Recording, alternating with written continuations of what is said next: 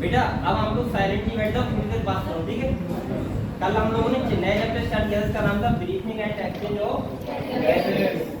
मैंने कल आपको बताया था कि बेटा इस चैप्टर में हम लोग ये पढ़ेंगे कि हम लोग ब्रीथिंग कैसे करते हैं। क्या करते हैं? ब्रीथिंग। मैंने ब्रीथिंग का मतलब बताया था, वन ब्रीथ इक्वल टू होता है वन इंस्पायरेशन और वन एक्सपायरेशन। मतलब एक बार इनहेलेशन और एक बार एक्सपेलेशन, एक बार सांस लेना एक बार छोड़ना। ये क्या कहलाता है? One breath. क्या कहलाता है? वन ब्रीथ, ठीक है। कल मैंने आपको ये बताया था बेटा कि हम लोग कैसे ऑक्सीजन को अंदर लेते हैं, कैसे एयर को लेते हैं। इसके बाद लंग्स में जाने के बाद कहाँ जाती है? एरोलाई के पास। कहाँ जाती है? और एरोलाई से बेटा कैसे ब्लड तक जाती है, और इसके बाद ब्लड के द्वारा कैसे प्रत्येक सेल तक जाती है। हमें ये पढ़ना है, ठीक है, इस चैप्टर में। कल मैंने बताया था, मान लीजिए ये बेटा क्या है? लंग्स है। क्या है? ये लंग्स है। इसके बाद मैंने कहा था ये क्या है? ब्लड वेसल है। और ये क्या है? सेल। क्या है बेटा? ये सेल है। तो मैंने कहा था अगर आपने ऑक्सीजन ली और बेटा आप लोग पता है CO2 क्या करते हो? एक्सहेल करते हो। तो ये क्या कहलाता है आपका? ब्रीथिंग। क्या कहलाता है? ब्रीथिंग। रेस्पिरेशन हर एक एनिमल, चाहे वो एनिमल हुआ चाहे वो प्लांट हुआ, यानी कोई भी लिविंग है, वो रेस्पिरेशन एक तरह से करते हैं, लेकिन ब्रीथिंग क्या करते हैं? अलग अलग तरह से करते हैं। तो बेटा ये ब्रीथिंग हो गया। इसके बाद बताओ यहाँ पे ऑक्सीजन ब्लड को दोगे और ब्लड से CO2 क्या करोगे? क्योंकि उधर से CO2 तो आ रही है, ब्लड तो वही है, बस खाली आर्टरी और वेन चेंज हो जाती है, ब्लड क्या रहता है? वही रहता है। ये CO2 लेके आया, CO2 इसने बाहर करी, एरोलाई को दी, और O2 क्या कर ली? पिक कर ली। तो बेटा ये बताओ ये क्या हुआ? Exchange of gases. क्या हुआ बेटा? Exchange of gases. या आप बोल सकते हो एक बात मैं बता, ये प्राइमरी साइड है बेटा किसकी? Exchange of gases. किसके बीच में? एरोलाई और ब्लड। एरोलाई और ब्लड के बीच में। तो आप बोल सकते हो कि एरोलाई और ब्लड के बीच में जो गैसेस का एक्सचेंज होता है वो कौन सी साइड है? Primary side. सही है। इसके बाद यहाँ बताओ ये क्या हो रहा है? ट्रांसपोर्ट। क्या होता है? Transport of gases. और बेटा किसके द्वारा हो रहा है? ब्लड के थ्रू। किसके हो रहा है? ब्लड के थ्रू। इसके बाद बताओ ये वाला O2 वाला है, तो ये कौन सा है? Oxygen blood. और ऑक्सीजन ब्लड का ये क्या है? आर्टरी। क्या है? आर्टरी। इसके बाद देखो यहाँ पे O2 दी जाएगी और बेटा यहाँ से CO2 क्या कर जाएगी? ले ली जाएगी, क्योंकि यहाँ पे क्या हुआ है? ऑक्सीडेशन हुआ है। ऑक्सीडेशन से क्या आपको पता है कि एनर्जी मिलती है, और क्या मिलती है? CO2। एनर्जी आपने क्या कर ली? खर्च कर दी, ठीक है, ATP फॉर्म में। तो एक बार बताओ बेटा, एक बार एक्सचेंज ऑफ गैस क्या हुआ? यहाँ हुआ, क्योंकि आपने O2 दी और CO2 ले ली। तो यहाँ पे क्या हुआ? Exchange of gases. तो बेटा ये बताओ एक्सचेंज ऑफ गैस कितनी जगह होता है? दो जगह। एक तो होता है एरोलाई और ब्लड के बीच, और एक होता है ब्लड और सेल। क्लियर है आपको? और जो ये होता है यहाँ पे सेल के अंदर, वो क्या होता है? रेस्पिरेशन। अगर आपको इतनी बात क्लियर होगी तो अगले बढ़े। आपको बताया अब आपको कोई पूरा चैप्टर तो हो रहा था, पता लगे क्या पढ़ना है इसमें, लेकिन अभी आपको ये नहीं पता है कि बेटा इंस्पायर हम ऐसे नहीं कर देते कि हमने जो एक सांस लिया है इंस्पायर कर लिया, इसमें की भी एक मैकेनिज्म होती है। क्या होती है? मैकेनिज्म होती है। तो ये कल मैंने आपको पढ़ा दिया था। इसके बाद बेटा मैंने कल आपको लंग्स के बारे में पढ़ा दिया था, ठीक है। मैं आपको मैं लिखवा रहा हूँ स्टेप क्या क्या होती है किसमें?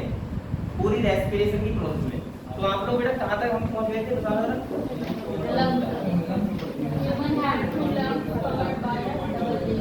अच्छा यहाँ तक पढ़ लिया था। अच्छा लंग्स रखे हुए कहाँ होते हैं बेटा? Thoracic chamber.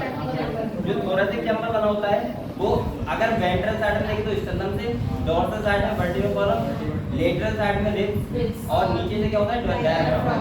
क्लियर हुआ? इससे बना हुआ एक चैम्बर होता है, इसे बोलते हैं थोरेसिक चैम्बर। क्या बोलते हैं? अच्छा बताओ ये थोरेसिक चैम्बर हो गया। ये वाला चैम्बर कौन सा होता है? Abdominal cavity. कौन सी होती है? Abdominal cavity. क्लियर हुआ?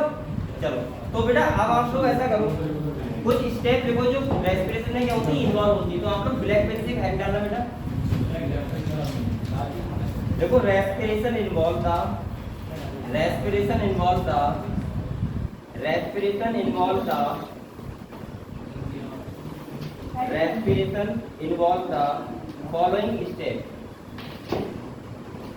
Respiration involve the following step. अब हम देखेंगे कौन कौन से स्टेप को फॉलो करते हैं। वन बाय वन मैं आपको समझाता रहूंगा और लिखवाता रहूंगा, ठीक है।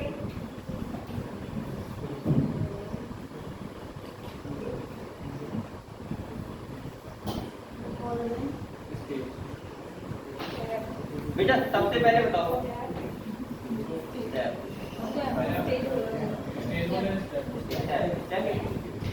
बेटा अब आप बताओ, आप लोग खुद जाना, सबसे पहले बताओ क्या प्रोसेस होती है। सबसे पहले होता है ब्रीथिंग। क्या होता है? यानी कि हम ऑक्सीजन को अंदर करते हैं और CO2 क्या करते हैं बाहर। पहली स्टेप क्लियर हो गई। तो नंबर 1 देखो बेटा, ब्रीथिंग।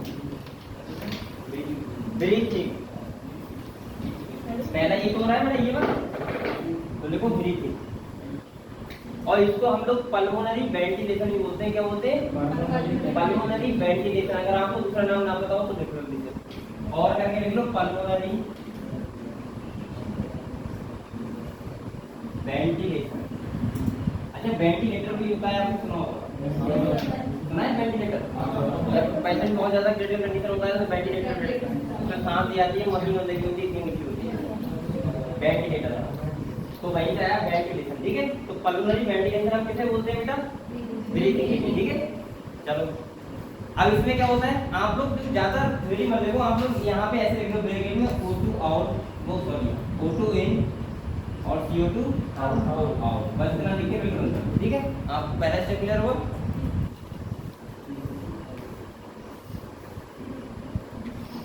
नंबर सेकंड लिखो बेटा, डिफ्यूजन ऑफ गैसेस। फिर क्या होता है? डिफ्यूजन होता है। क्या होता है? तो आप लोग सेकंड प्रोसेस लिखो बेटा, diffusion of gases. Diffusion of gases. अब सर डिफ्यूजन कहाँ हो रहा है? तो देखो बेटा, यहाँ डिफ्यूजन ही तो हो रहा है। ये देखो, यहाँ से यहाँ जा रही है, तो CO2 कहाँ से कहाँ आ रही है? इधर आ रही है, यानी कि ब्लड से एल्वलाई में और एल्वलाई से ब्लड में। O2 जाती है, CO2 आती है, तो किस प्रोसेस थ्रू आती है? डिफ्यूजन। सही है, तो क्या होगा? डिफ्यूजन ऑफ गैसेस कितनी जगह होगा? 2 जगह। एक तो यहाँ होगा बेटा, और एक क्या होगा? यहाँ होगा, high pressure to low pressure. चलो डिफ्यूजन ऑफ गैसेस लिख लिया बेटा। इसके बाद नेक्स्ट लिखो नंबर 3, लिखो transport of gases by the blood. Number 3 लिखो, transport of gases by the blood.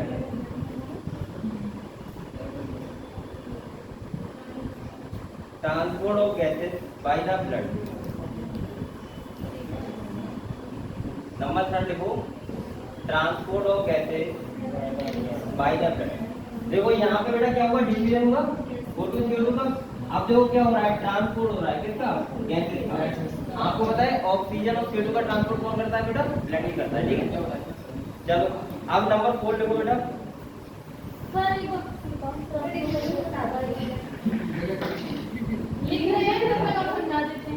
अच्छा, अभी मैंने ये समझाया कि ट्रांसपोर्ट ऑफ गैसेस ही हो रहा है। क्या हो गया उससे? नंबर 4 लिखना बेटा। नंबर 4 लिखो, डिफ्यूजन ऑफ गैसेस। फिर से क्या होगा? डिफ्यूजन गैसेस को होगा यहाँ पे। नंबर 4 लिखो, डिफ्यूजन ऑफ गैसेस।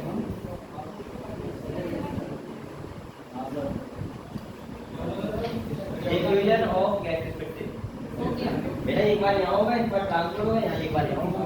बताइए, अगर आपको ऐसा ना क्लियर होता है तो पहली बार में लिख लो बेटा, ब्रेकेट में ए एल्वलाई और ब्लड के बीच, और यहाँ लिख लो ब्लड और सेल के बीच। सही है, सेल के बीच। हिंदी में कोई दिक्कत नहीं है। इसके बाद नंबर 5 लिख लिया। नंबर 4 तक नंबर 5 लिखो बेटा। नंबर 5 लिखो यूटिलाइजेशन ऑफ O2। नंबर 5 लिखो, utilization of O2। Utilization of O2 by the cell, by the cell. Utilization of O2 by the cell, by the cell, and release of CO2, and release of CO2.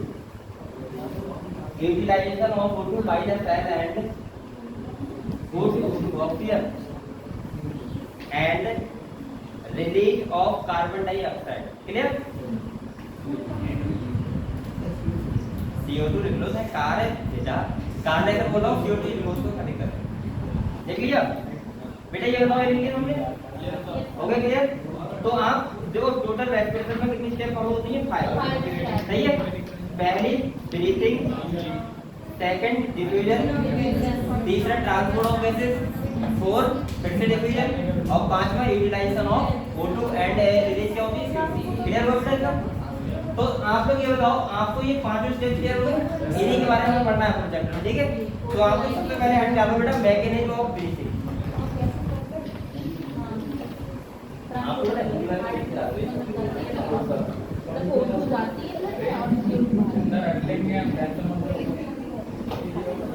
गिर गया ना श्वासन को गया थी। हां इसमें लिखा है definition of blood and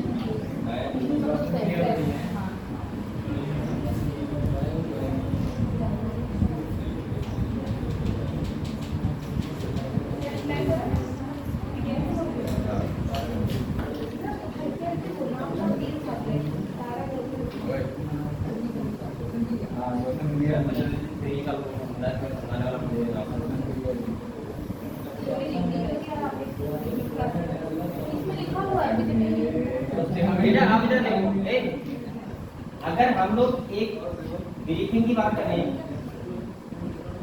breathing को दूसरे नाम से क्या बोलते हैं? वेंटिलेशन। क्या बोलते हैं? वेंटिलेशन को ध्यान दो। हाँ बात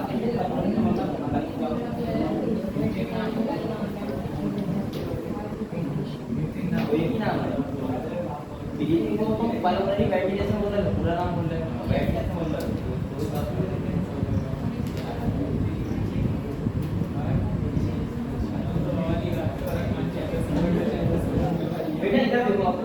बातें मत करो। एक जो ब्रीथिंग होती है उसमें क्या होता है बेटा? एक बार क्या होता है? इंस्पायरेशन। और एक बार क्या होता है बेटा? ये इसको बोल सकते हैं। बातें मत करना यार, बातें मत करना।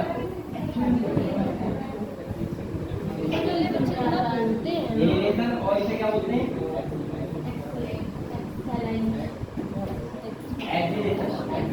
सही है। तो एक बार इनहेल करना और एक बार एक्सहेल करना, क्या करना है? One breath. क्या करना है बेटा? One breathe. ये क्लियर है? इसका मतलब होता है इंस्पायरेशन का मतलब इनटेक एयर। क्या होता है?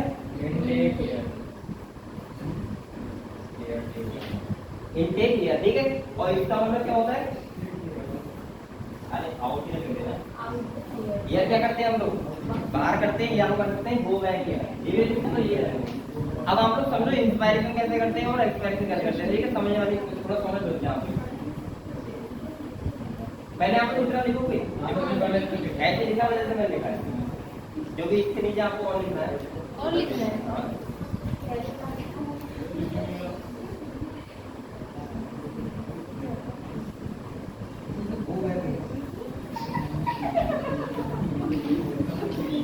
वाटर बॉटल दे रहा क्या? कॉमेडी में तो यहाँ पे पंजाब के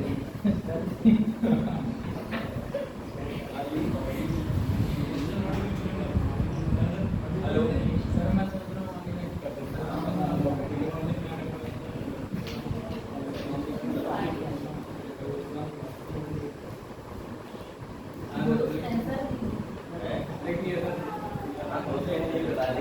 हूँ। पढ़ाई के अलावा अपना एक डॉक्टर लग गया, दूसरा नौकरी नहीं मिलेगा।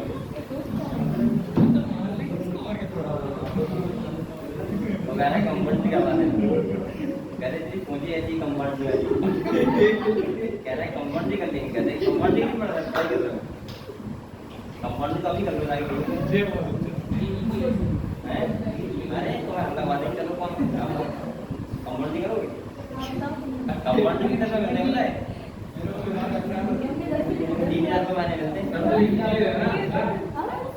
वो बात नहीं तो आपके है ना कंपाउंड नहीं कर रहे, नहीं तो वो बात आपकी है ना कंपाउंड नहीं कर रहे, इंजीनियरिंग में ज्यादा में 10 तो बहुत ज्यादा इंटरेस्ट हो गया तो 8000 क्या 8-9 बेटा, तभी तो बनना है डॉक्टर बनना। ऐसे तो अगर तुम जाओगे तो जो आने लगा अस्पताल में कंपाउंडर जो बहुत ज्यादा कंपाउंडर को मतलब जो एडमिट दिखाते हैं उनकी सैलरी बेटा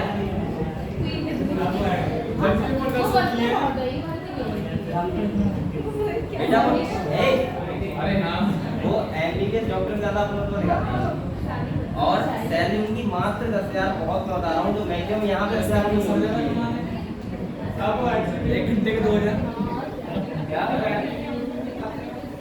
वो इतनी दिखाते हैं। मैं बताऊँ गारंटी क्या होता है, हमेशा याद रखो जो बहुत ज्यादा, जैसे मतलब एक डॉक्टर है, सही है, हॉस्पिटल उसका डॉक्टर का डिग्री उसकी, वो खाली वहाँ पे रहते हैं तो वो अपना ही हॉस्पिटल समझते हैं, जॉब करते हैं, और उनकी सैलरी बहुत कम होती है, और जो एडमिट उनका इतना होता है कि एमबीबीएस डॉक्टर बेचारा बहुत आराम से बात करेगा, वो अरे क्या कहते हैं, मुझे पता था, मैं अभी मुझे लास्ट ईयर डेंगू हो गया था, सही है, मुझे लास्ट ईयर डेंगू हो गया था, तो क्या होता था, मैं साथ में एडमिट हुआ बरेली, तो वो एक कंपाउंडर था ना, वो नर्स थी कंपाउंडर, तो क्या हुआ, वो अरे बात सुनो, वो क्या हुआ, रिपोर्ट लेके आई, तो वो रिपोर्ट लेके आती, तो मैं उससे मैं इससे जगह था कि लाओ मैं मुझे दिखा दो, सही है, पहले मुझे दिखा दो, तो वो स्टार्टिंग में सीरियस मैं था थोड़ा, तो पापा ने मना कर दिया था कि इसे मत दिखाना, क्योंकि ये कहीं खुद ही देख के चक्कर लगा, क्योंकि पापा को पता था सब कुछ जानता है, तो उनने मना कर दिया था, वो इसलिए बोलते थे कि इसे कुछ आता ही नहीं होगा, चली जाती है डॉक्टर के पास, और मुझे आके बाद में बताती ये केस है। अब मैं थोड़ा सही हो गया, क्योंकि पहले तो मैंने भी कुछ नहीं कहा, तो मैं बहुत सीरियस था, क्योंकि अप्रोक्सीमेटली 20,000 लगी थी मेरे साथ, तो फिर क्या हुआ था, फिर मैं सही हो गया था, फिर मैंने उससे कहा मैंने दिखाना रिपोर्ट, बोले फिर उसका वही मैंने की अब वो आई ना, बोली हाँ क्या, मैंने कहा मैं रिपोर्ट देखा नहीं जानता हूँ क्या, मैंने कहा हुआ मेरे पे दी, फिर मैंने सब देखी, मैंने कहा आपको मैं बताऊँ क्या क्या लिखा हुआ है इसमें, तो फिर वो बाद में फिर मैंने फिर बताया सब, तो फिर वो समझ गई बात, फिर वो आके जैसी रिपोर्ट लेकर आती है, तो पहले देखोगे क्या, वो समझ गई कि मतलब ये भी एक डॉक्टर ही है अपने तरीके से, तो फिर उसके बाद में फिर ये कहती कि देखोगे क्या, मैंने कहा लाओ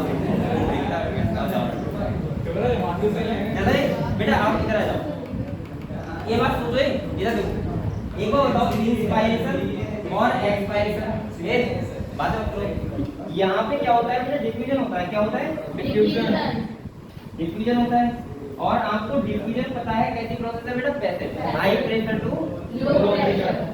अब आप लोग इंस्पायरेशन करते हो, जब याद है बात इंस्पायरेशन कैसे होता है, एक्सपायरेशन कैसे होता है, मैं समझा रहा हूँ, ठीक है। जो क्या होता है, जब आप इंस्पायरेशन करते हो, जब आपने एक ईयर को क्या करना है, इनहेल करना है, क्या करना है, इनहेल करना है, तो आप लोग जब ऐसे करते हो, तो आपने देखा होगा थोरेसिक चैम्बर को इंक्रीज करते हो, क्या करते हो, थोरेसिक चैम्बर को इंक्रीज, कभी भी बेटा इंस्पायरेशन कभी भी विदाउट थोरेसिक चैम्बर को इंक्रीज किए नहीं हो सकता। आप लोग पता है क्यों करते हो ये बात, देखो, जब आप पहले थोरेसिक कैविटी को इंक्रीज करते हो, तो आपका जो लंग्स होता है उसका वॉल्यूम क्या हो जाता है, इंक्रीज हो जाता है, क्या हो जाता है, इंक्रीज। और बेटा जब किसी चीज का वॉल्यूम इंक्रीज हो जाता है, तो अंदर का प्रेशर क्या हो जाता है, कम, क्या हो जाता है, कम, डिक्रीज। यानी कि हम बोल सकते हैं कि हम जब इंस्पायरेशन करते हैं तो थोरेसिक चैम्बर को इसीलिए इंक्रीज करते हैं, इसका और कोई रीजन नहीं है कि तुम लोग ऐसे ऐसे करते हो, वो ऐसे नहीं करते हो, वैसे आप लोग इसलिए करते हो कि थोरेसिक चैम्बर क्या हो जाए, इंक्रीज हो जाए, और अंदर का वॉल्यूम बेटा इंक्रीज होगा तो प्रेशर क्या हो जाएगा, डिक्रीज हो जाएगा। और कितना डिक्रीज हो जाएगा, एटमॉस्फेरिक प्रेशर से, कितना हो जाएगा, एटमॉस्फेरिक। और जब एटमॉस्फेरिक प्रेशर ज्यादा होगा, अंदर का प्रेशर क्या होगा, कम होगा, तो high pressure to low pressure, inspiration हो जाएगा। और जब आप लोग एक्सपायरेशन करते हो, तो हमेशा ये थोरेसिक चैम्बर क्या करते हो, कम करते हो। देखो आपने जब जैसे ये बढ़ाया, अब आप कम करोगे इसे, तो इसे कम करोगे तो इसका मतलब क्या होगा कि आप लोग इसका थोरेसिक चैम्बर डिक्रीज करते हो, तो लंग्स का वॉल्यूम क्या होगा, कम होगा, और जब वॉल्यूम कम होगा तो प्रेशर क्या हो जाएगा, बढ़ जाएगा, और जब प्रेशर इंक्रीज हो जाएगा तो अंदर का प्रेशर ज्यादा कितना हो जाएगा, बाहर कितना, तो अंदर हाई प्रेशर और बाहर लो प्रेशर, हाई टू लो, क्या हो जाएगा, एक्सपायरेशन। समझिए आप लोग, तो इंस्पायरेशन और एक्सपायरेशन इसीलिए ये हम लोग इस थोरेसिक चैम्बर को इंक्रीज या डिक्रीज करते हैं, जिससे कि हमारा प्रेशर क्या रहे, high pressure to low pressure होता है।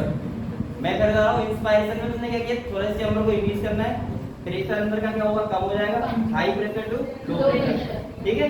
और जब आप एक्सपायरेशन करते हो, इसका मतलब क्या, थोरेसिक चैम्बर डिक्रीज करते हो, और जब डिक्रीज करोगे तो अंदर हाई प्रेशर हो जाएगा, और बाहर क्या हम लोग, तो high pressure to low pressure. समझ गए हम लोग, तो इंस्पायरेशन और एक्सपायरेशन ऐसे होता है। सेकंड समझो बेटा, ये लंग्स हमारे थोरेसिक चैम्बर में इसीलिए लगे हुए हैं, जिससे कि हम जो चैम्बर होता है उसको इंक्रीज और डिक्रीज कर सकते हैं। आप जब बहुत तेज सांस ले रहे हो तो आपको बहुत अच्छा लगता होगा कि हम लोग बढ़ा रहे हैं कम कर रहे हैं। एक बार समझो, इंस्पायरेशन जो होता है वो एक्टिव नोज होती है बेटा, और एक्सपायरेशन जो होता है वो कैसे होती है, पैसिव। क्योंकि आप लोग जब कोई चीज कॉन्ट्रैक्ट कर रहे हो तो एनर्जी खर्च कर रहे हो, लेकिन जब कोई चीज कॉन्ट्रैक्ट होती है तो रिलैक्स अपने आप हो जाती है। क्लियर हुआ? क्लियर हुआ बेटा? सबको क्लियर हो गया? तो आप लोग इंस्पायरेशन में कुछ पॉइंट लिखो, कुछ पॉइंट एक्सपायरेशन में लिखो, ठीक है? मैं बोल रहा हूँ आपको बेटा। इंस्पायरेशन लिखना फर्स्ट पॉइंट देखो, volume of thoracic cavity increase. First point लिखो बेटा इधर, इंस्पायरेशन लिखो, volume of thoracic chamber, thoracic cavity increase.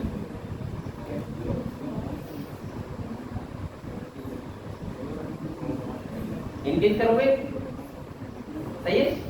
आधे में लिखना, आधे में उधर की पॉइंट लिखाऊंगा, इंक्रीज। इसके बाद सेकंड पॉइंट इसी में लिखो, वॉल्यूम ऑफ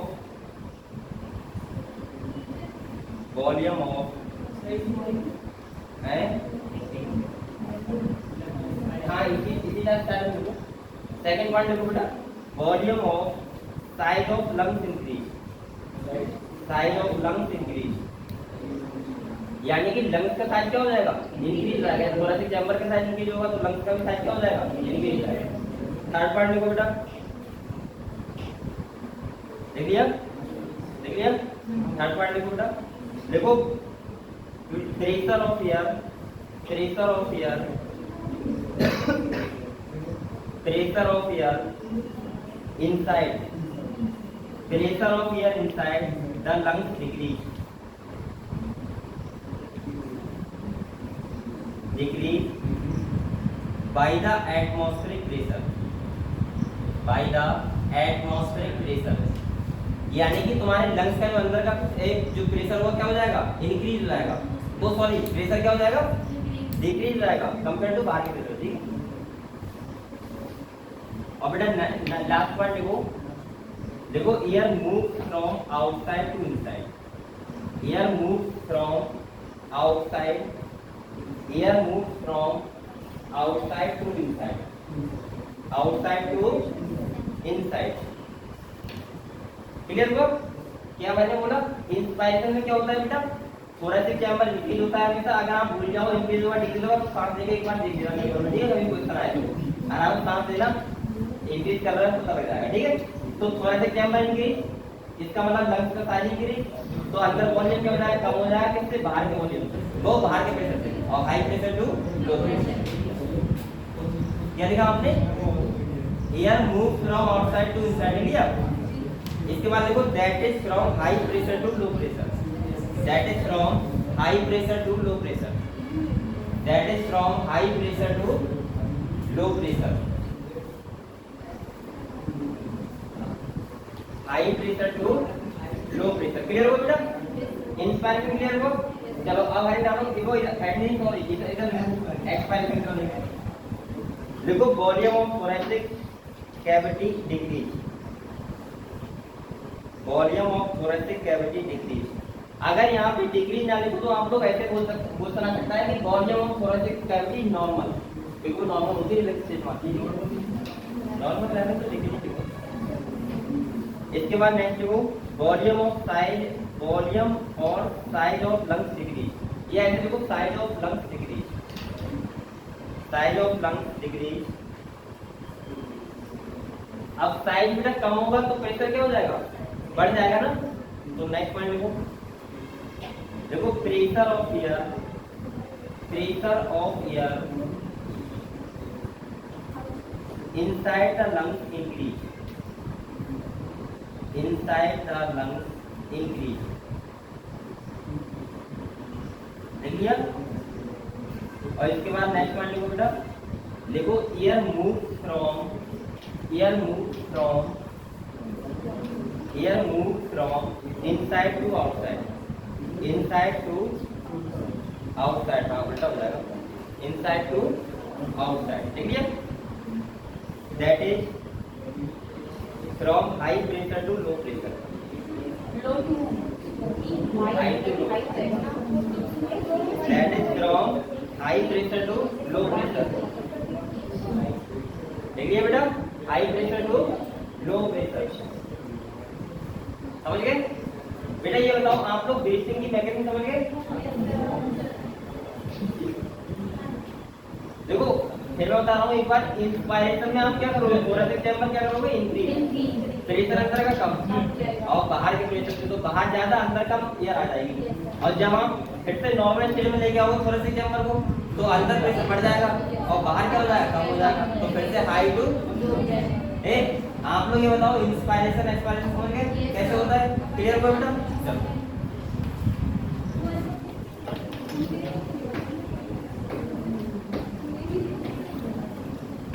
अब आप लोग कुछ चीज समझो बेटा। देखो मैं अब ये दिखाऊंगा नहीं, मैं ऐसे समझा दे रहा हूँ सारे, ठीक है? इंस्पायरेशन एक्सपायरेशन में पढ़ाओ।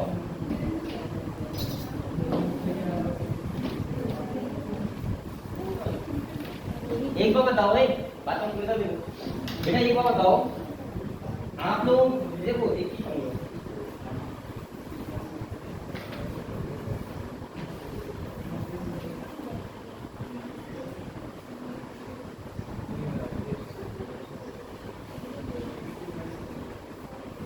लग रहा है आपको? नहीं लग रहा है?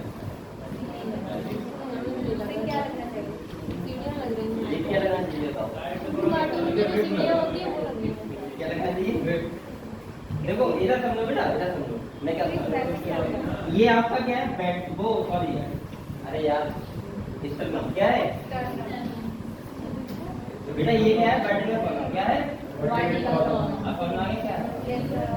और ये क्या है? देखो क्या है? और ये क्या है बेटा? डायफ्राम। क्या है? ये डायफ्राम, ठीक है? अब इधर देखो आप लोग एक बार बताओ, जब हम लोग इंस्पायरेशन करते हैं, जब हम थोरेसिक चैम्बर को इंक्रीज करते हैं, तो वो दो डायरेक्शन में एक चैम्बर पड़ता है। देखिए वो इंक्रीज होता है। देखो पहली बात तो डायफ्राम होता है बेटा, वो ऐसा नहीं होता है, ऐसा होता है। डोम शेप होता है, ऐसा होता है ना? तो अगर आपसे कंडीशन देते हो ऐसे पूछे कि बताओ एंटीरियर, एक तो देखो एक होती है साइड एंटीरियर पोस्टीरियर और एक होती है तुम्हारी डॉर्सो वेंट्रल। कौन सी होती है? तो जो डॉर्सो वेंट्रल होगी वो वाली, ये वाली डायरेक्शन होगी, ऐसे से सही है। और बेटा जो एंटीरियर पोस्टीरियर होगी वो कौन सी होगी? ऐसे वाली।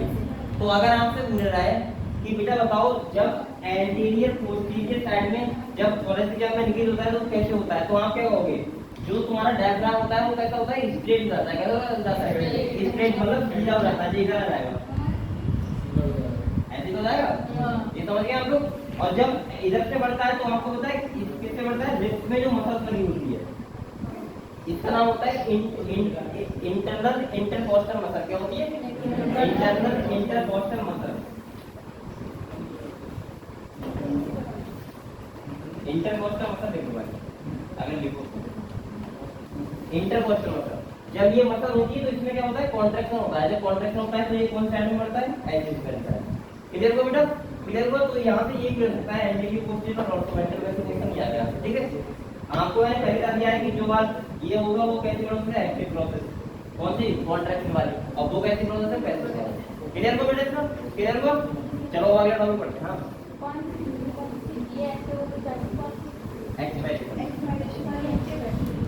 इंस्पायरेशन वाली कैसे होगी? एक्टिव, क्योंकि हम उसमें कॉन्ट्रैक्शन कर रहे हैं ना, तो एनर्जी खर्च हो रही है। एक बात अच्छा करो फिर समझो पूरी बात है। ये देखो जो इंस्पायर जो अब एक अब पूरी बात समझो, फिर मैं बाद में बताता हूं कुछ चीजें। देखो आपकी जो ब्रीथिंग होती है दो टाइप की होती है। कितने टाइप की होती है? एक होती है नॉर्मल ब्रीथिंग और एक होती है फोर्सफुल ब्रीथिंग। कैसे होती है? फोर्सफुल, यानी कि एक होती है नॉर्मल, एक होती है फोर्सफुल। फोर्सफुल का मतलब है आपको जब आप लोग रेस लगाते हो और रेस लगाते हो तो आप बहुत तेज दौड़ते हो, आपने देखा होगा, तो आपका जो इंस्पायरेशन करंट होता है वो बहुत तेज होता है, आपके काबू में नहीं आता है, ऐसे तेज होता है, सही होता है। और जब आप नॉर्मल कर रहे हो तो आपको पता नहीं लग रहा है, अपने आप चल रहा है, आपको पता लग रहा है क्या? पता लग रहा है? नॉर्मल चल रहा है, दोहराते करते होता रहता है। या कभी ऐसा हुआ है सांस लेना भूल गए? ऐसा हुआ है क्या? अगर ऐसा हो गया तो मर नहीं जाओगे? ऐसा होता है क्या? अगर ऐसा होता तो बेटा बच्चे क्या करते? पापा से पापा डांट दिया, लो सांस नहीं लूंगा। पापा घबरा रहा है, सांस लेने का बोल रहा है, वही तू रुक जा यहीं पे सांस ले। तो वो भगवान ने ऐसी चीज अपने आप उनने ऐसा बनाया कि अब हमारा डायरेक्ट किससे कंट्रोल रहते हैं, हमें कुछ सोचने समझने की जरूरत नहीं है। ये जैसे हार्ट हमारे कंट्रोल में होता तो किसी ने कोई गाली दे दी जो मैंने हार्ट रोक दिया, खड़े खड़े खत्म हो गए। तो बेटा ये सब हमारे उसमें नहीं है, कहाँ से कनेक्ट है, ब्रेन। क्लियर? अब देखो सर कहता सही है सही रहता, अब रोज मर रहे होते सही है ना एक ही जरा लड़की ने कह दिया हार्ट चलो बेटा ये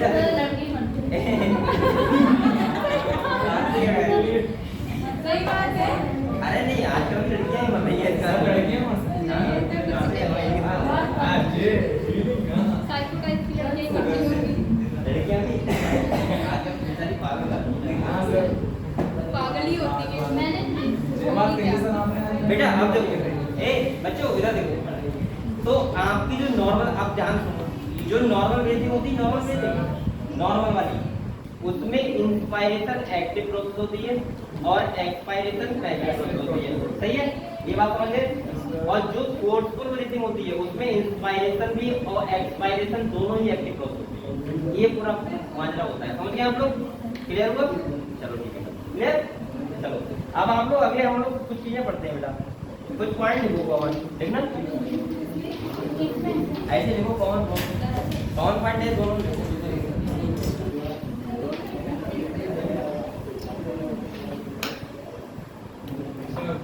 बेटा लिखो एक दो पॉइंट बोल रहा हूँ, वो लिखो कॉमन पॉइंट, ठीक है?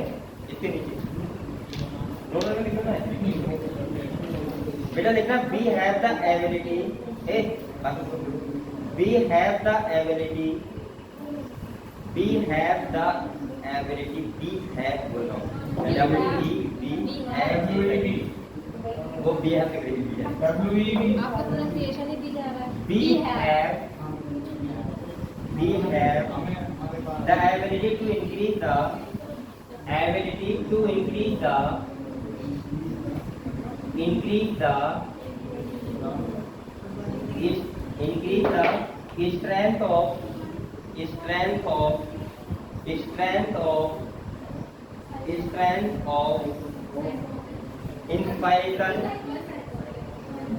strength of inspiration,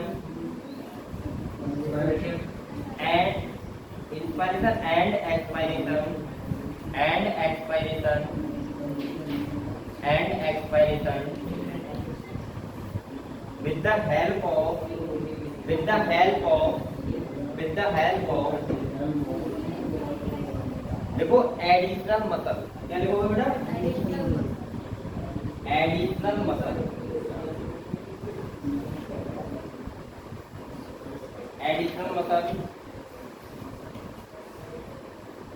ये पता क्या होती है? ये देख लो एब्डोमिन की मसल होती है,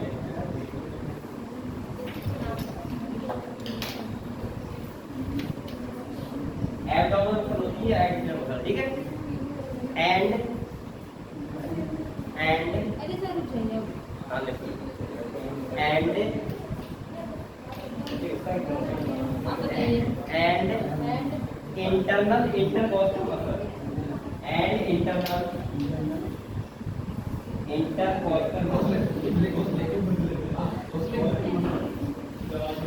जो बेटा कहाँ पे होती है? कहाँ होती है? ऐसे लिख लोगे? तो आपकी इंस्पायरेशन एक्सपायरेशन कितनी मसल में होती है? दो। कौन कौन सी? ये एडिशनल मसल और एक इंटरनल इंटरकोस्टल मसल, ठीक है?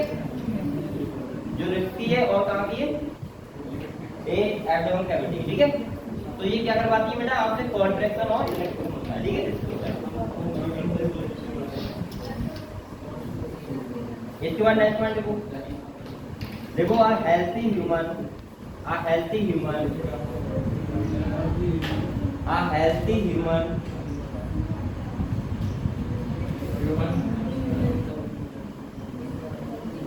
a healthy human breathe 12 से 16 टाइम पर मिनट।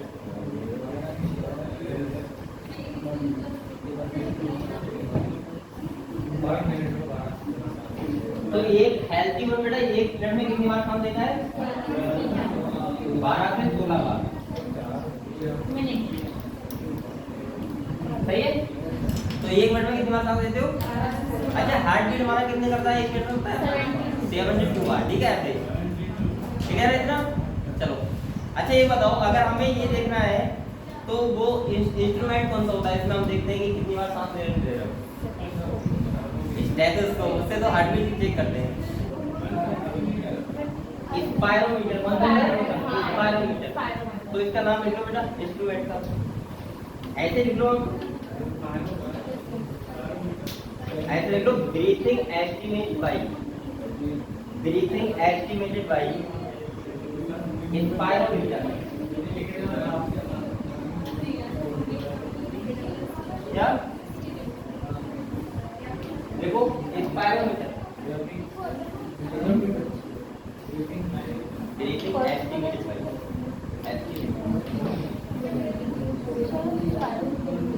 अरे उनको देखो एस्टिमेटेड बाई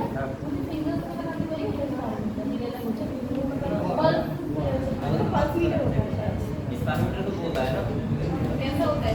वो स्टेथोस्कोप होता है। डॉक्टर होता है, उसका एग्जाम आ रहा है मर्जी। अरे भाई वो मैं देखा है।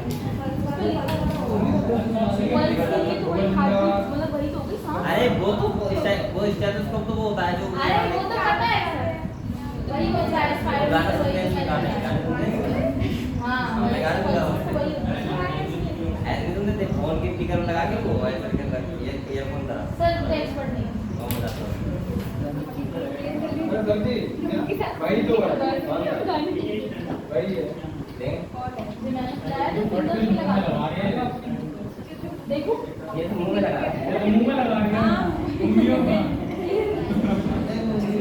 अरे होगा बेटे, चलो आप नाम रखो, आपको इंग्लिश मिल जाएगा सारा, ठीक है? बेटा आप सामने जाओ, आप लोग नेक्स्ट टॉपिक पढ़ते हैं, ठीक है? ये क्लियर हुआ? आप लोग नेक्स्ट टॉपिक पढ़ेंगे बेटा, रेस्पिरेटरी वॉल्यूम एंड कैपेसिटी। क्या पढ़ेंगे?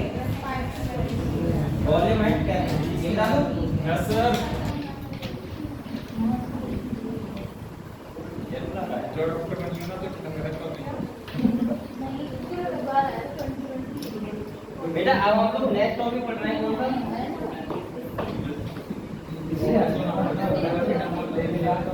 एक बात, रेस्पिरेटरी वॉल्यूम।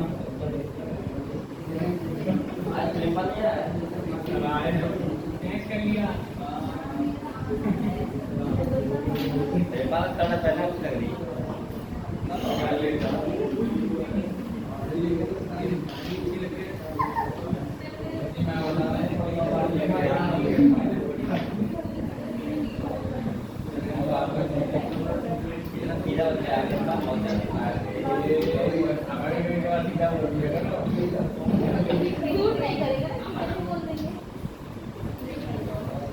अरे वो तो सिम्टम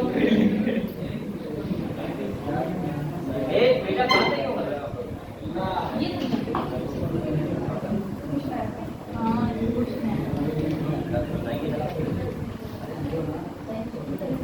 बेटा अब हम लोग पढ़ते हैं रेस्पिरेटरी वॉल्यूम एंड कैपेसिटी। क्या पढ़ेंगे? Respiratory volume and capacity. ये बताओ, बात मत करो, ये बताओ वॉल्यूम और कैपेसिटी में डिफरेंस क्या होता है? इससे पूछूंगा मैं, बताएगा समझा ना?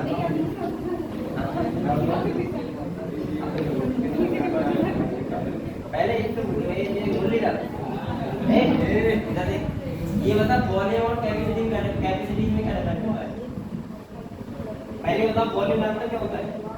ये बताओ पहले, ये मत क्या ना बोले, ये मत पूछना कि ये तो रेडियो में आवाज कम लगा रहा है होता है। बताओ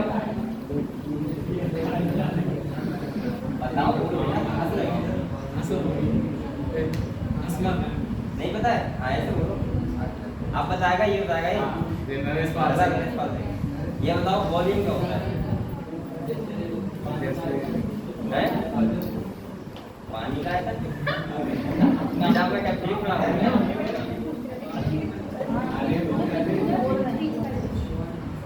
पीछे बेटा, पीछे सबसे पीछे आप बताओ बेटा, वॉल्यूम और कैपेसिटी में क्या डिफरेंस होता है? बताओ बेटा, बताओ कैपेसिटी में।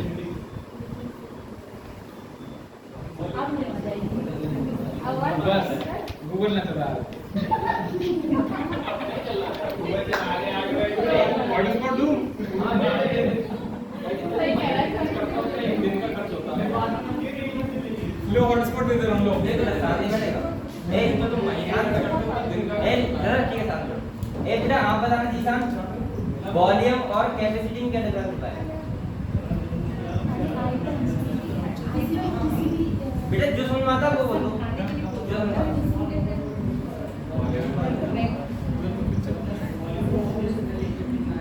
हाँ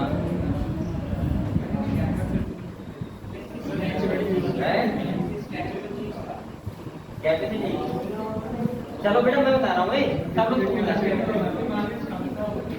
क्षमता नहीं कर रहा हूँ अब बेटा ये देखो अब बातें मत करना आप लोग 2 घंटे पढ़ रहे हो तो ये तुम्हारा क्या है वॉल्यूम हो गया और कैपेसिटी का मतलब है कि तुम 8 घंटे पढ़ सकते हो क्या तो वो क्या हो गई कैपेसिटी का मतलब होता है मैक्सिमम कितना कर सकते हो और वॉल्यूम का मतलब होता है नॉर्मल आएगा समझ गए तो इधर को चलो आगे बढ़ते हैं तो बेटा हम लोग यहाँ पढ़ेंगे लंग्स का क्या पढ़ेंगे लंग्स का कि वॉल्यूम कितना होता है और कैपेसिटी कौन सी कितनी होती है ठीक है तो सबसे पहले मैं एक करके बेटा आपको बता रहा हूँ आप बोलना मत कोई ठीक है ध्यान समझो देखो सबसे पहले होता है टाइडल वॉल्यूम क्या होता है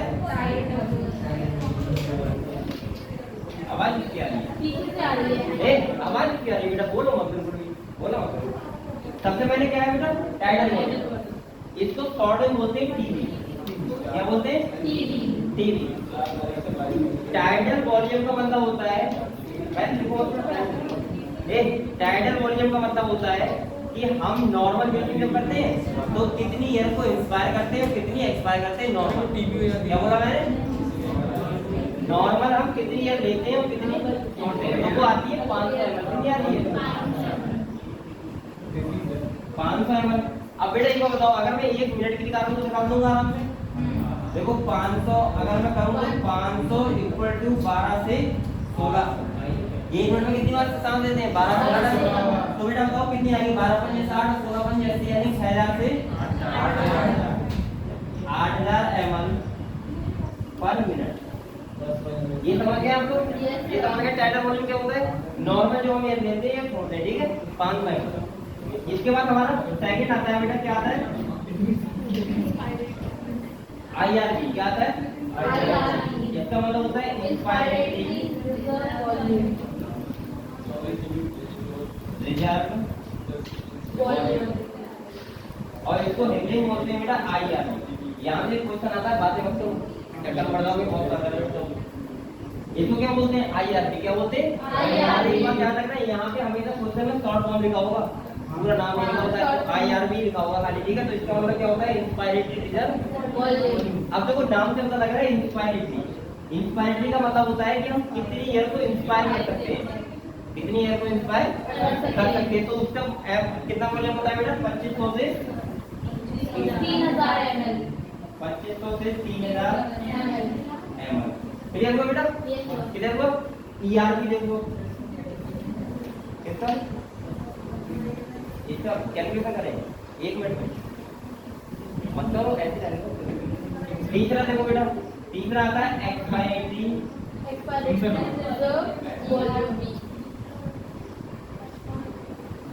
और यहाँ भी देखो मैं लिखवाऊंगा तो इसके बारे में लिखवाऊंगा ये तो मैं डायरेक्ट ऐसे ही पढ़ूंगा बता रहा हूँ ERB का मतलब क्या होता है जो हम जितनी हम ईयर एक्सपायर करते हैं यानी निकाल ईयर एक्सपायर कर सकते हैं ठीक है वो क्या होती है ERB जो कितना होता है तुम्हारा 1000 से 1100 और बेटा फोर्थ नंबर का आता है तुम्हारा रेजिडुअल वॉल्यूम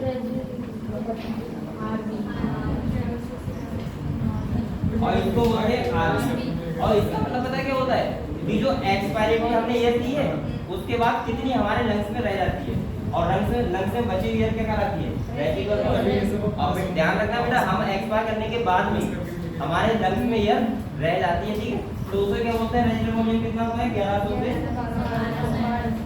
1200 पहली बात तो मैं ये वॉल्यूम कैसे रटे होनी चाहिए क्योंकि अभी कैपेसिटी निकालोगे तो आपको ये सब पता होना चाहिए ठीक है क्लियर हुआ तो आपको ये तो बस पता होना चाहिए इसके बाद कैपेसिटी आप आराम से निकाल सकते हो कैसे तरीके से ठीक है तो पहले आप लोग ऐसा करो मैं अपने तरीके से बुलाओ फिर लिखो। पहले आप लोग हैंड डालो पल्मोनरी वॉल्यूम, हैंड डालो पल्मोनरी वॉल्यूम, वॉल्यूम। अरे लिख लो यार। अरे ये हैंड डालिए तो नहीं वाला तो तब तक चलो फर्स्ट हैंड डालो टाइडल वॉल्यूम डालिए, आगे टाइडल वॉल्यूम डालिए, आगे एकदम फर्स्ट पॉइंट को डाल आगे।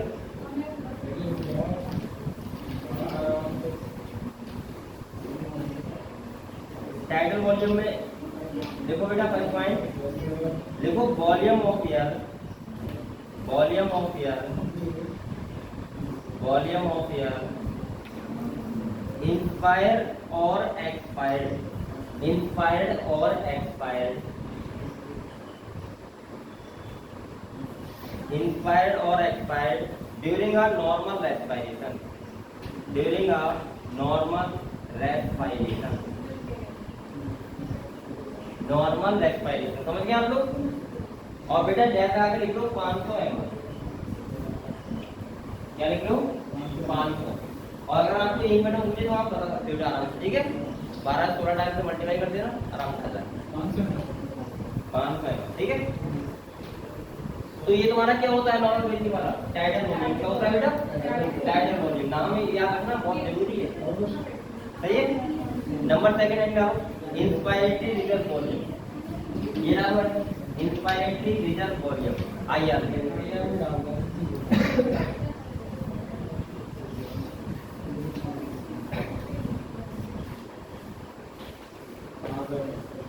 हैंड डालिए बेटा, इसमें लिखो देखो a person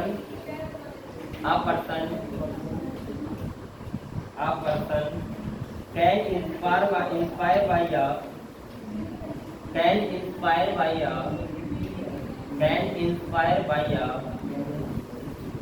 forceful मतलब फोर्सफुल तरीके से, ठीक है, फोर्सफुल इंस्पायरेशन, हाँ इंस्पायरेशन।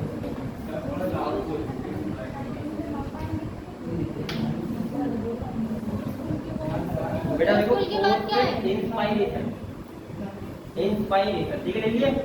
इसमें डाटा आगे देखो 2500 से 3000, 2500 से 3000 है।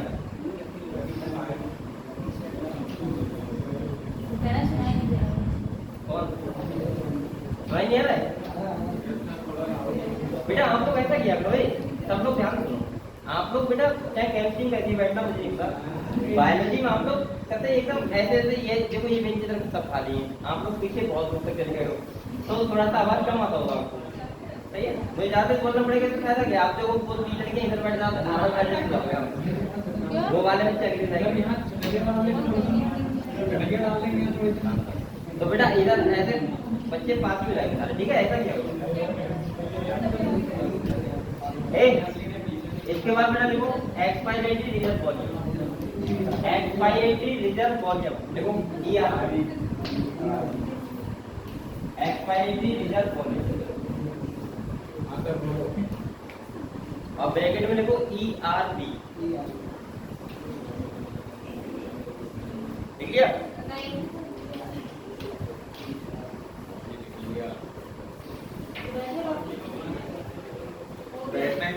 चलो डैश लगाओ बेटा और लिखो देखो a person can expire, a person can expire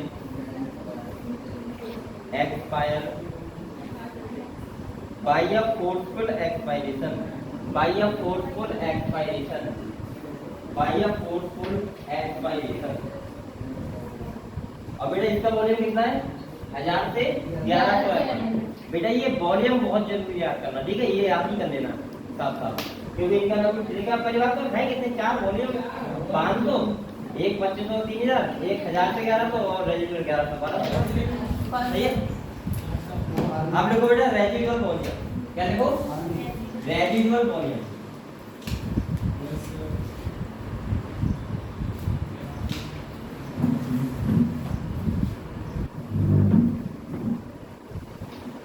इसमें देखो volume of air, volume of air, volume of air remaining in the lungs, remaining in the lungs even after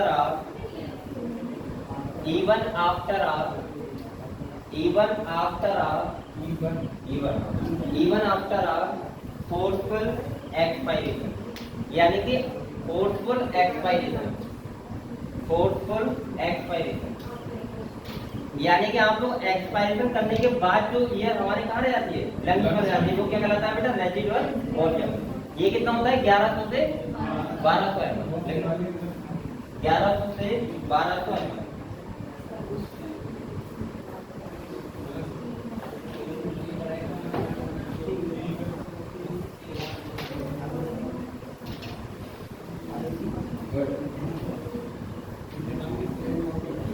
बेटा ये बताओ, ये क्लियर को, अब देखो मैं आपको कैपेसिटी लिखवाने का फॉर्मूला लिखवा दे रहा हूँ, ठीक है। कैपेसिटी कैसे निकालोगे आप लोगों को याद नहीं करना है कुछ भी, आप लोगों को देखो कैसे मैं बता रहा हूँ कैसे निकालना है, ये बता दूँ सारा, देख लिया।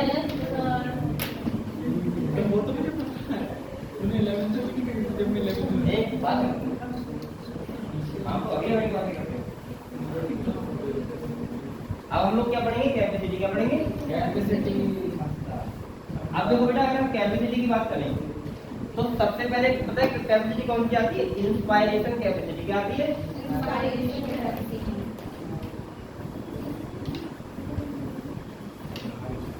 अब देखो एक बात इधर देखो बेटा, यहाँ पे समझा रहा हूँ।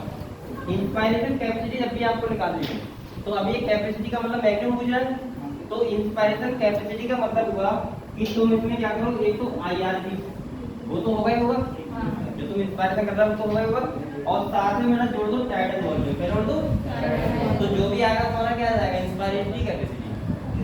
दो लाइन छोड़ के लिखना, अगर देखो तो आप लोगों को कैपेसिटी अभी निकालनी है और पूछूंगा कितनी आ रही है, सही है। आपको जोड़ तो करिए लोगे, जोड़ लेते हो बेटा। इसके बाद देखो, अगर हम एक्सपायरेटरी कैपेसिटी की बात करें तो आप क्या क्या आएगा, देखो अभी लिखो मतलब समझ लो पहले, आप लोग अभी लिखो मत, मैं आपको टाइम दे दूंगा, ठीक है। अच्छा, एक्सपायरेटरी कैपेसिटी की बात करें तो देखो सबसे पहले ERB और प्लस DB टाइडल वॉल्यूम, समझ गए हम लोग। एक्सपायरेटरी कैपेसिटी मतलब ERB प्लस टाइडल वॉल्यूम, और इंस्पायरेटरी कैपेसिटी मतलब IRB प्लस टाइडल वॉल्यूम। इसके बाद तुम्हारा आता है बेटा फंक्शनल रेजिडुअल कैपेसिटी। क्या आता है, रेजिडुअल कैपेसिटी।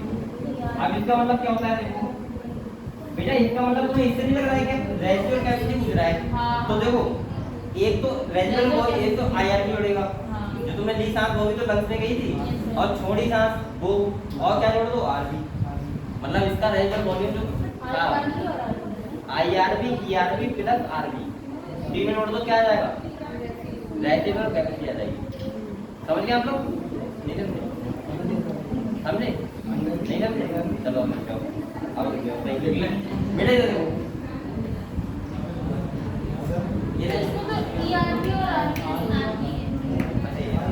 ERP जुड़ेगा, क्योंकि ERP का मतलब हम जो बाहर तो बेटा इसमें क्या आएगा, वो तो उसमें ERB प्लस RB, ठीक है। जबकि तो हमने बाहर निकाली है वो वाली देखी ना, पहले कहाँ थी, हमारे लंग्स में नहीं थी। चलो ठीक है, इसके बाद वाइटल कैपेसिटी वो आता है, ठीक है। इसके बाद क्या आता है बेटा,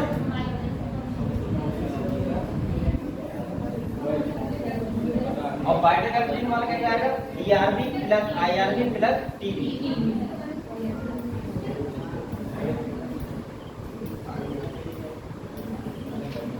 और TSD सब कुछ जुड़ जाएगा, ठीक है। टोटल लंग्स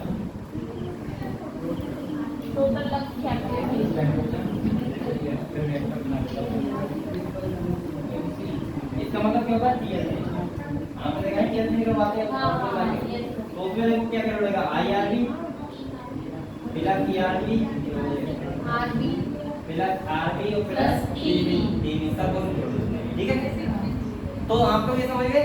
देखो एक बार सुनो, बेटा अगर आपसे इंस्पायरेशन कैपेसिटी मिल रहा है तो इसका मतलब ये हुआ कि इंस्पायरेशन कैपेसिटी मतलब मैक्सिमम, तो आपने एक तो IRB जो दिया था, इंस्पायर कर रहे थे आप, और एक टाइडल वॉल्यूम जोड़ दो, ठीक है, तो कैपेसिटी निकल आएगी।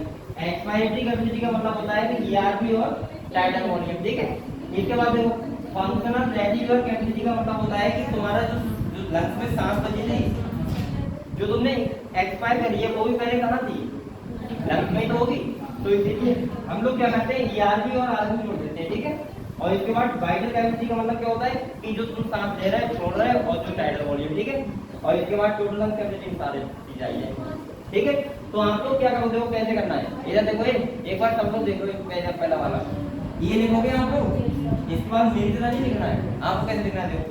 आप लोग आईआरबी बताओ कितना था, 2500 से एक बार देख लो, फिर बाद में गलत कर देना। 2500 3000 आईआरबी जब लिखो, फिर क्या करो 500, बताओ कितना आएगा 3000 से 3500 कितना आएगा 3000 से 3500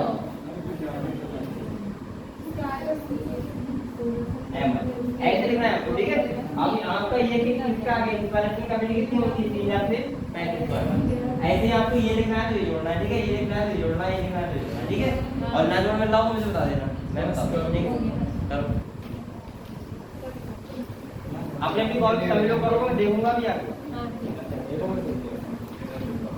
जोड़ तो कर लेते हो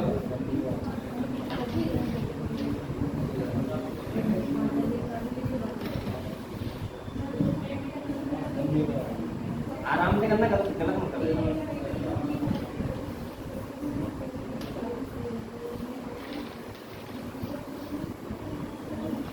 और मैं ये क्यों जोड़वा रहा हूँ पता है बेटा, एक बात सोचो, ये देखो अगर नीट वाले ने कुछ ले लिया कि मतलब कोई पेशेंट बीमार है और उसकी क्या नहीं है आईआरबी बेकार आ रही है, उसमें ये नहीं करती, तो आपको रटना मत, ये ध्यान रखना हो, जोड़ के होता है, ठीक है। ऑप्शन आ जाएगा आपका आराम।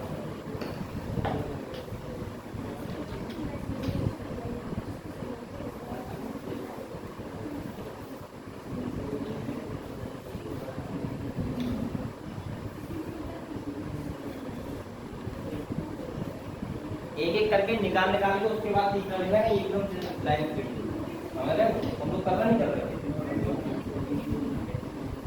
हाँ जो मैंने लिखी वही लिखी है, अरे बेंचमार्क की जरूरत है, मैं उनका जज्बा लेके आता हूं।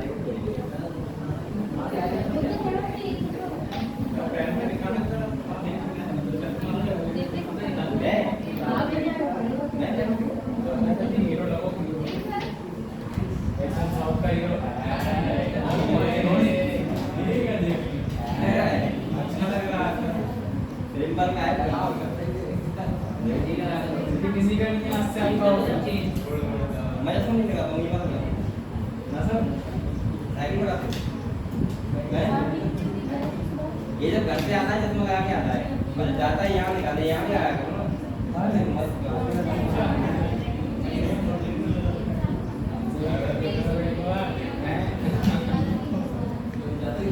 बेटा आप लोग काम करते हैं, ठीक है। एक्सपेरिमेंट करते हैं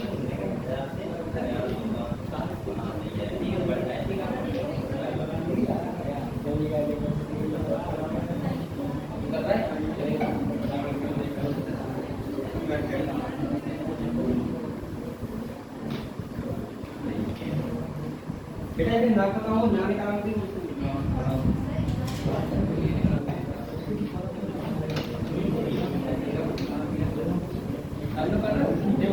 वाला कैसे होगा, एक एक करके होगा है मॉडल वाला एक एक करके यहाँ से 11 और ये टैग होने में ना रहते हैं ये ऐसा करते वो आएंगे ना, ये 1200 कैसे आएगा 1100 का 1000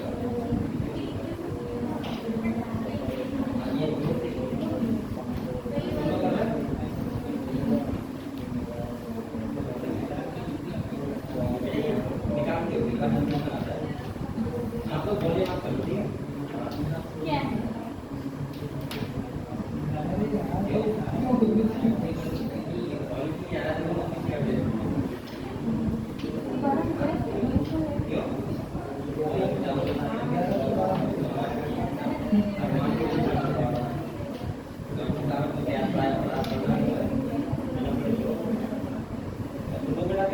तो देखिए 51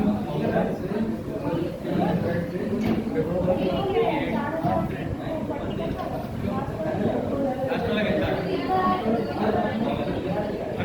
है? तीसरा लास्ट वाला कितना हुआ? 12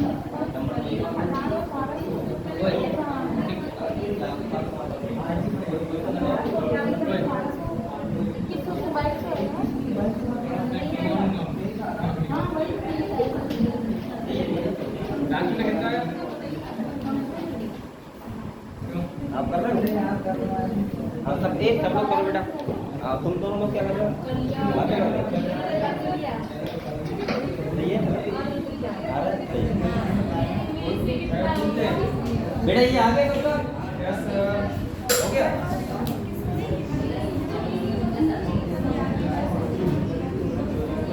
दो वैल्यू आएंगी हाँ?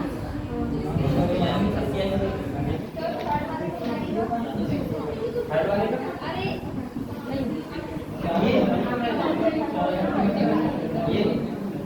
ये आदमी कितना होता है बताओ?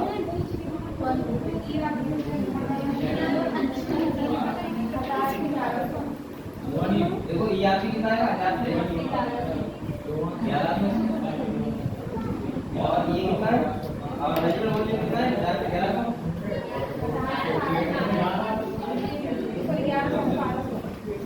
कितना है? देखो 1000 और 11 में कितने होते हैं? 2100 से 11 तो 12 से कितने? 2100 से 2300 आ जाएगा। ठीक है? बेटा ये बताओ ये टोटल लंग्स कैपेसिटी कितनी आई है? बताओ।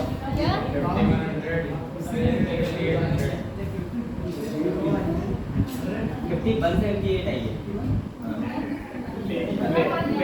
पढ़ ले 3 बार कर ले गाना दिया तीन बार वाला नहीं कर ले कितना? 5100 से 58 तीन बार वाला करने वाला इंसान इसी का आ रहा है 7200 7300 5100 से 5800 की एनर्जी आ रही है। ठीक है? ये सर मैं मास्टर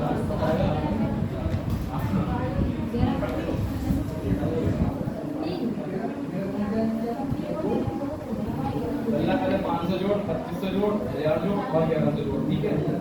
और फिर 500 3000 जोड़ और फिर 11000 जोड़ 1100 अच्छा 4000 वो 500 हाँ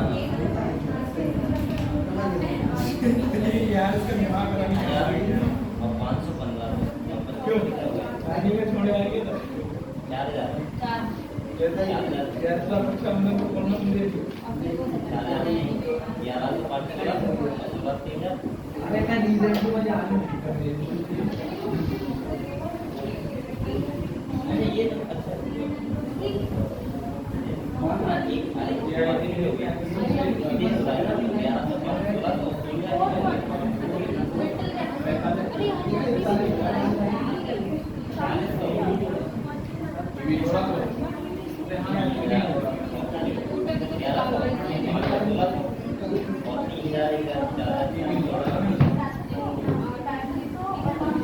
ये दोनों बात हो गई ना? अरे मेरा अंतर अच्छा है हम सेम हो गए एक बार काट अरे एक सवाल है। अरे मैं सबकी बता दे रहा हूँ एक बार। इधर आ जाओ बेटा, इधर देखो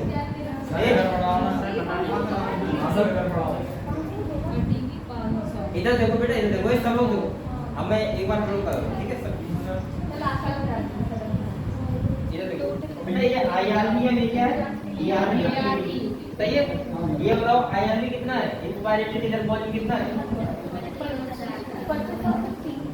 2500 से 3000 प्लस करो। सही है? अब इसके बाद देखो ईआरबी कितना है?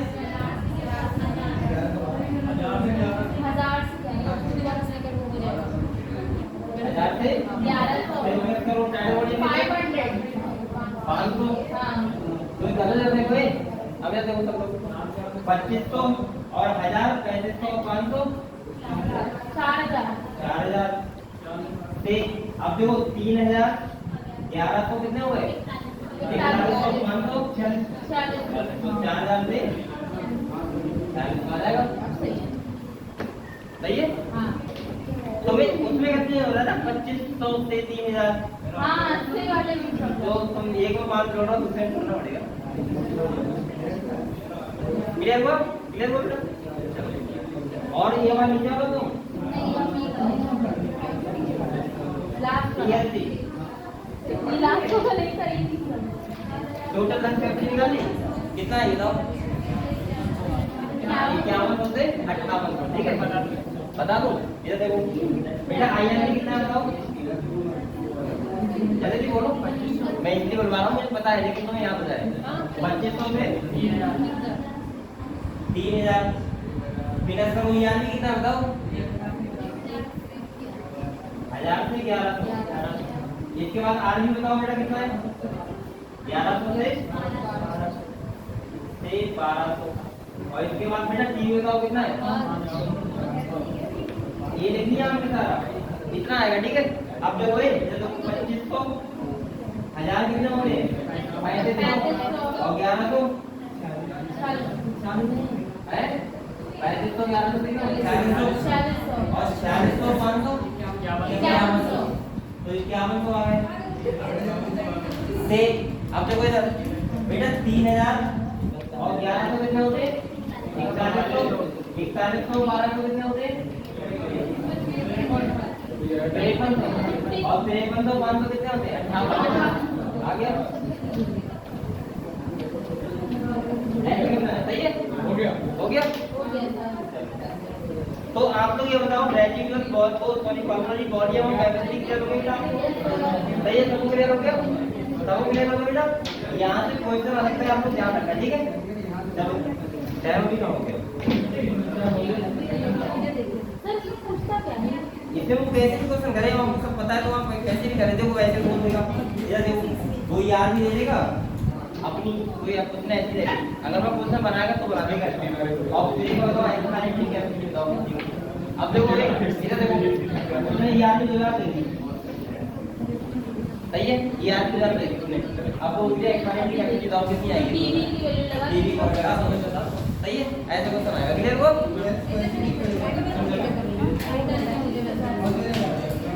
चलो बेटा इसके बाद हम लोग कल पढ़ेंगे तरह एक्सरसाइज हो गया